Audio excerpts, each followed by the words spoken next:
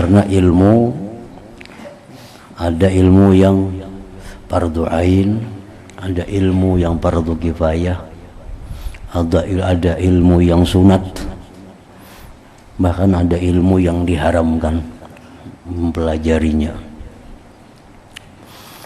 Nah, dari sekian banyak ilmu, ada tahapan-tahapan yang mesti dipelajari. Yang utama dulu adalah ilmu yang mana kita fardu ain untuk belajarnya. Ilmu yang fardu ain itu adalah ilmu tentang mengasahkan Allah, ilmu ya sifat 20 aja kita. Ilmu tentang fikih supaya bagaimana ibadah kita ini menjadi sah. Kemudian ilmu tentang tasawuf yang mana supaya ibadah kita itu diterima oleh Allah Subhanahu wa ta'ala. Nah, itu 3 ilmu yang utama. Ilmu tauhid atau ilmu sifat 20, atau boleh juga disebut ilmu akidah 50, akaidul khamsin, akidah 50. Artinya yang wajib bagi Tuhan 20, yang mustahil 20, yang harus 1. Yang wajib bagi Rasul 4, yang mustahil bagi Rasul 4, yang harus 1. Nah, disebut akidah 50. Nah, 50 itu fardu ain, tiap-tiap orang mesti tahu apa itu akidah yang 50. Nah, fardu ain itu belajar itu. Nah, sudah itu belajar fikih. Fikih ini sangat luas. Yang wajib dipelajari, yang fardu ain dipelajari adalah sesuatu yang membuat ibadah kita itu sah. Nah, membuat ibadah kita sah, muamalah kita pun sah. Nah, muamalah itu kayak jual beli dan sebagainya. Nah, itu fardu ain juga belajarnya. Jadi kada setiap orang sama, tergantung keadaan orangnya. Ada orang yang fardu ain belajar fikih hanya sekian. Ada orang yang belajar ilmu fikih lebih banyak lagi karena orangnya lebih banyak pekerjaannya. Nah, orang usaha hanya dagang. Nah, ini wajib belajar ilmu fikih tentang dagang. Kayak apa dagang supaya selamat daripada riba, kayak apa dagang supaya sah, kayak apa dagang supaya halal. Nah, ini ilmu fikih yang dipelajarinya adalah masalah perdagangan. Karena usahanya ini hanya dagang. Ada lagi orang usaha dagang sekaligus bertani. Nah, ilmu fikih yang dipelajarinya bertambah pulang ilmu tentang pertanian. Kayak apa bertani yang bujur, berapa zakatnya yang dikeluarkan. Nah, itu ilmu tani pulang. Jadi masing-masing orang lain kewajibannya belajar ilmu fikih itu. Nah, hanya ilmu tasawuf. Tasawuf itu supaya ibadah kita ini jangan sia-sia, supaya ibadah kita diterima Allah, supaya ibadah kita ini sampai kita di akhirat karena kita melihat faedahnya, manfaatnya. Nah, jadi itu ilmu yang dulu dipelajari. Imam Ghazali berkata, wahai anakku yang tercinta, apakah hasil yang akan engkau peroleh daripada menghabiskan masa hanya belajar ilmu kalam. Ilmu kalam ini perbahasan ilmu tauhid yang dalam-dalam. Ilmu tauhid yang diperlukan untuk berdebat itu ilmu kalam. Dan ilmu khilaf, perbahasan ilmu fikih yang halus-halus.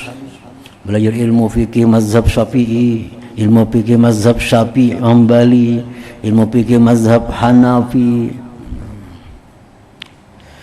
dan ilmu tib, ilmu kedokteran atau perubatan, dan ilmu dawawin wal ash'ar, ilmu yang berkaitan dengan diwan syair Arab, dan ilmu nujum, ilmu peredaran bintang, dan ilmu arud, ilmu yang berkenaan dengan timbangan syair Arab, dan ilmu nahwi was tasrif, ilmu nahwu dan saraf, ilmu yang berkenaan dengan kaidah bahasa Arab. Selain daripada mempersia-siakan umur dengan menyalahi perintah Allah yang maha besar. Jadi ilmu-ilmu itu bukan kada boleh kita pelajari, bagus saja dipelajari, tapi nang fardu ain itu mesti dulu, mesti bisa. Ilmu nahu, ilmu saraf, bagus saja belajar tuh, tapi nang lebih dahulu ilmu tentang tadi fardu ainnya.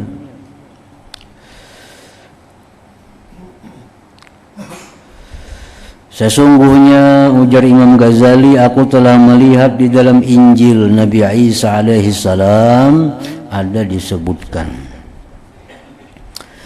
mulai seorang mayit diletakkan di atas kerandanya sampai mayit itu diletakkan di dalam kuburnya, Allah Ta'ala bertanya kepadanya 40 soalan, 40 pertanyaan. Yang pertama sekali ialah, wahai hambaku, ujar Tuhan, kenapa engkau senantiasa sepanjang tahun memperhatikan kebersihan tempat pandangan manusia kepadamu, yaitu anggota zahirmu, tetapi engkau tidak peduli kepada tempat pandanganku, hati engkau, walaupun hanya satu saat. Nah, ini ilmu wajib kita pelajari tentang ilmu tasawuf yang membersihkan hati, karena hati itu adalah tempat pandangan utama daripada Allah Subhanahu wa Ta'ala.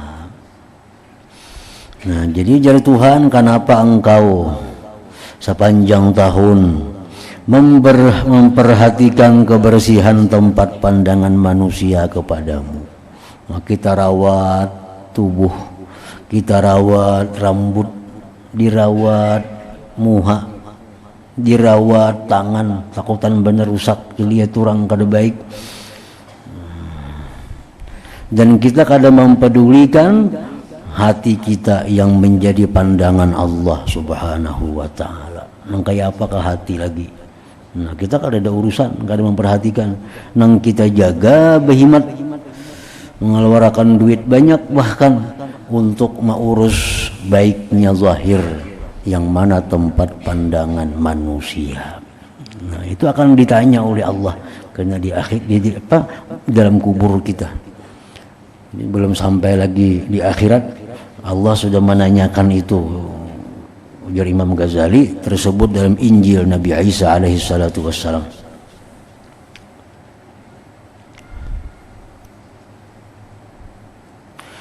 Dan setiap hari Allah Ta'ala memandang ke dalam hatimu, lalu ia berfirman, kenapa engkau hanya memberikan perhatian kepada yang lain daripada aku, sedangkan engkau dikelilingi dengan ihsanku, dengan kebaikanku? Apakah engkau sebenarnya tuli dan tidak dapat mendengar lagi? Jadi artinya ilmu-ilmu yang sifatnya itu untuk kebersihan hati, seperti ikhlas misalnya. Nah, ikhlas itu hanya ada dalam hati yang bersih. Allah kada melihat pang kita ini sembahyangkan apakah itu kalau dinilai Tuhan dulu. Yang pertama dipandang hatinya ikhlas kada sembahyang itu. Nah, munnya kada ikhlas kada peduli lagi Tuhan. Nah, kita baca Quran, sebelum Tuhan menilai bacaan kita, pertama dipandang Tuhan hati kita ikhlas kada membaca Quran itu. Nah, jadi artinya bahwa Allah Ta'ala itu menghendaki bahwa kita ini menjaga kebersihan tempat yang dipandang oleh Allah Subhanahu wa Ta'ala.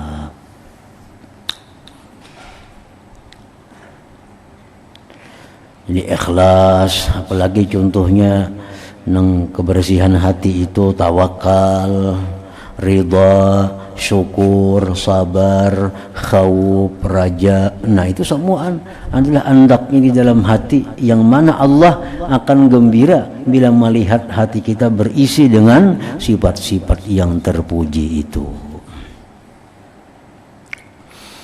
Nah, jadi artinya maksud dari Imam Ghazali tadi, dahulukan belajar ilmu yang fardu ain. Nah, jadi belajar ilmu ikhlas itu lebih utama daripada belajar ilmu nang nahu, saraf, fikih nang jauh-jauh.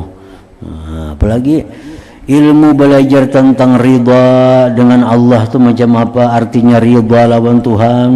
Belajar ilmu itu lebih utama daripada belajar ilmu-ilmu nang tadi, nang ilmu-ilmu nang jauh jangkauannya.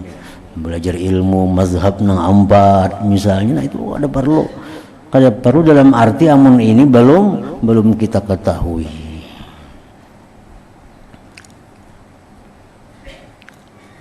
Jadi ulama-ulama kita sudah mengulahkan kitabnya. Kita kadang alih lagi kitab Sagan Akidah 50 ada disusunakan oleh ulama.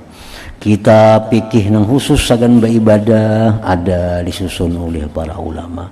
Kitab tasawuf nang cukup untuk membersihkan hati, menghiasi hati dengan sifat-sifat mulia ada dikarang oleh ulama. Jadi tinggal kita pilih kitab-kitab nang halus-halus itu nang dulu nang fardu ain dipelajari oleh kita.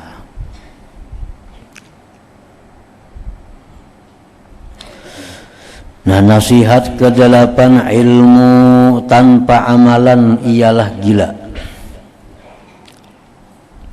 Wahai anakku yang tercinta, ilmu tanpa amalan ialah gila. Dan amal tanpa ilmu pula adalah sia-sia. Jadi artinya kedua-duanya itu beganding, ilmu lawan amal.